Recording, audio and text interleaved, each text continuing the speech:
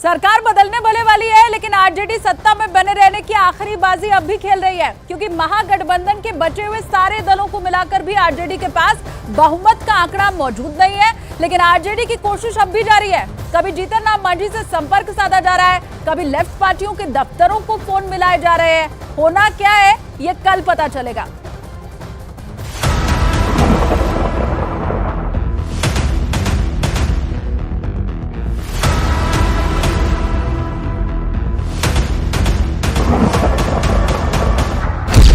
सत्ता से बेदखली क्या होती है वो तेजस्वी यादव की इस तस्वीर में देखिए।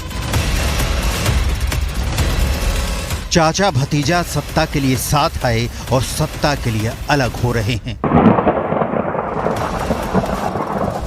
गलबाहियां, पुचकारियां, मुस्कुराहटें और अब रुसवाइयां। कल क्या होगा कोई भविष्यवक्ता है नहीं, और राजनीति में तो राष्ट्रीय जनता दल और हमारे नेता ने जो संघर्ष किया है वो सबको पता है। संघर्षों का नाम ही है लालू प्रसाद जी, श्री तेजस्वी यादव जी और राष्ट्रीय जनता दल।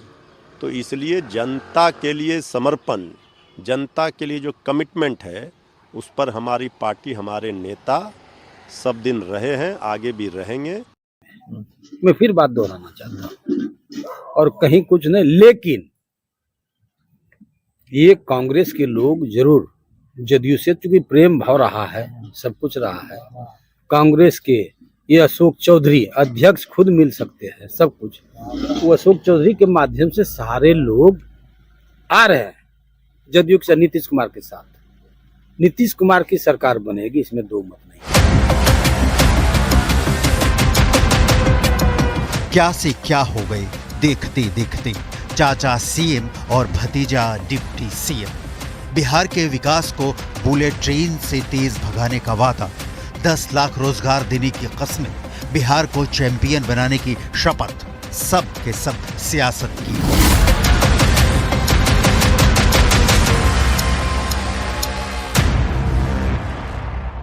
चाचा ने भतीजा का साथ छोड़ दिया सत्ता छीनने।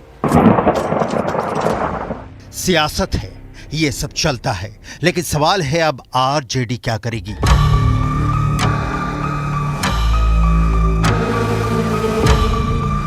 आरजेडी यानी राष्ट्रीय जनता दल बड़ी पार्टी है, जनाधार वाली पार्टी है, कांग्रेस के साथ अब भी बनी हुई है, इंडी गठबंधन का हिस्सा है। लाजमी है खामोशी से सत्ता जाने का तमाशा तो आरजेडी नहीं ही देख रही है, तो कर क्या रही है। सूत्रों के हवाले से आरजेडी के कुछ एक्शन देख लीजिए। आरजेडी जीतन राम मांझी से संपर्क में है। पूर्व मुख्यमंत्री जीतन राम मांझी अभी एनडीए में है। प्रधानमंत्री नरेंद्र मोदी के प्रति बार बार आस्था जता चुके हैं। हिंदुस्तान अवामी मोर्चा के पास 4 विधायक हैं। जीतन राम मांझी के बेटे संतोष सुमन पिछले साल जून में नीतीश मंत्रिमंडल में मंत्री थे। उस वक्त नीतीश पूरे देश में घूमकर प्रधानमंत्री नरेंद्र मोदी के खिलाफ विपक्ष का एक बड़ा मोर्चा तैयार कर रहे थे। उनको आशंका थी कि जीतन राम मांझी के बेटे के जरिए उनके गठबंधन की खबरें बीजेपी तक पहुंच सकती हैं। बाद में जीतन राम मांझी के बेटे को मंत्रिमंडल छोड़ना पड़ा, लेकिन जीतन राम मांझी का दावा था कि नीतीश चाहते थे कि हम का जेडीयू में विलय हो जाए, जो उनको मंजूर नहीं था। जीतन राम मांझी के पास एक बार फिर मौका है, लेकिन बड़ा सवाल यही है कि क्या वो एनडीए छोड़ने का खतरा मोल लेंगे।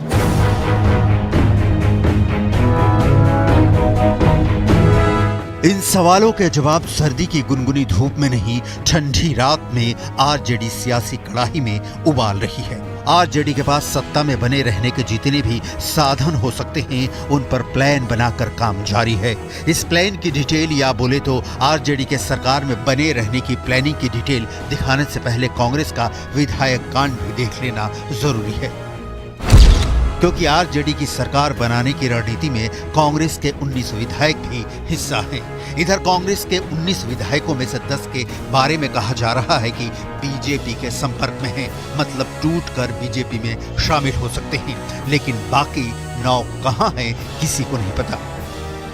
ना तो फोन उठा रहे हैं, ना अपने कहीं होने की खबर दे रहे हैं। बिहार कांग्रेस प्रदेश अध्यक्ष अखिलेश सिंह कह रहे हैं कि हमारे विधायक कहीं नहीं गए। नहीं, ऐसा तो आज बिल्कुल नहीं बैठक होने वाली। आज हम लोग का जो तैयारी समिति है उसका बैठक हो रहा है। जो अभी राजनीतिक हालात, विधायकों को कल बुलाया हूँ। जो राजनीतिक हालात है उस पर क्या कहेंगे? अभी सब कुछ आपको बता दें। अभी बिहार में जो राजनीतिक हालात है उस पर क्या कहेंगे सर? बिहार में जो राजनीतिक हालात है उस पर क्या कहेंगे? आईडी नीचे कीजिए।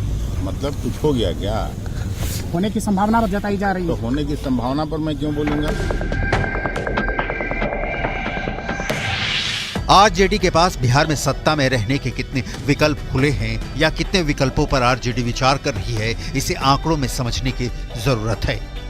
मांझी के पास 4 विधायक हैं, आरजेडी के पास 79 विधायक हैं, कांग्रेस के 19 और लेफ्ट पार्टियों के पास 16 विधायक हैं। इनकी संख्या कुल मिलाकर 114 हुई। असदुद्दीन ओवैसी की पार्टी के 5 में से 4 विधायक पहले ही आरजेडी अपने में मिला चुकी है। अगर बचा हुआ एक विधायक अगर आरजेडी के साथ आ गए तो इनकी संख्या 115 पहुंच रही है। यह बहुमत के आंकड़े से 7 दूर है। सूत्रों के मुताबिक निर्दलीय होकर भी मंत्री बने सुमित कुमार सिंह भी उसके पास आ सकते हैं। उस दावे को सही मान ले तो निर्दलीय जोड़कर आंकड़ा 116 होता है, मतलब अब भी 6 की दूरी है। जीतन राम मांझी कांग्रेस, लेफ्ट और निर्दलीय विधायकों के साथ सरकार बनाने का तेजस्वी यादव का प्लान रेडी है। इसके बाद बिहार की सियासी गणित बदलेगी। लेकिन सवाल यह है कि क्या जीतन राम मांझी एनडीए छोड़ने का फैसला कर पाएंगे? क्या तेजस्वी यादव उनको एनडीए छोड़ करके अपने पाले में लाने के लिए कुछ उनको ऑफर दे पाएंगे? ये तो समय बताएगा, लेकिन तस्वीर अगले कुछ घंटों में साफ हो जाने वाली है।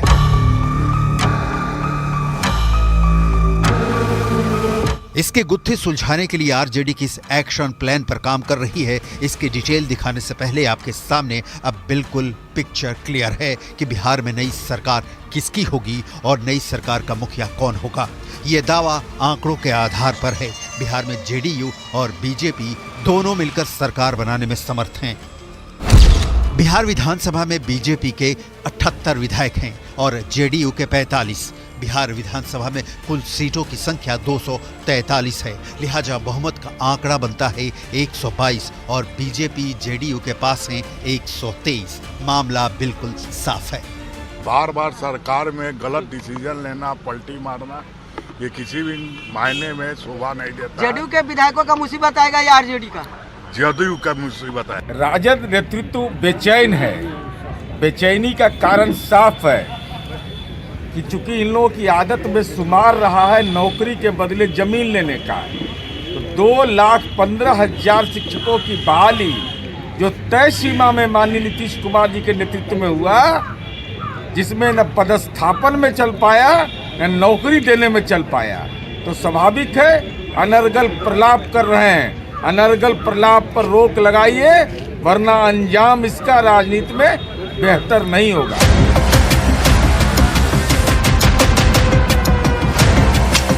लेकिन क्रिकेट मैच की तरह सियासत में भी जब तक आखिरी गेंद फेंक नहीं दी जाती, संभावना बची रहती है। यहाँ तो और भी पलटीमार नीतीश कुमार का मामला है। दूसरी ओर एक आंकड़ा और है जिसके मुताबिक नीतीश के रहते बिहार में महागठबंधन का आंकड़ा था 159 और उनके 45 विधायकों के जाने से हो गए 114, जो कि बहुमत से 1 तो नहीं 8 सीट दूर हैं। तो आरजेडी का सारा गुड़ा भाग यहीं बिगड़ जाता है। लेकिन आरजेडी अब भी हाथ पैर मार रही है, अंतिम प्रयास कर रही है, जिसका कोई नतीजा शायद ही निकले। लालू यादव के राजपाट के दिन विदा हो गए।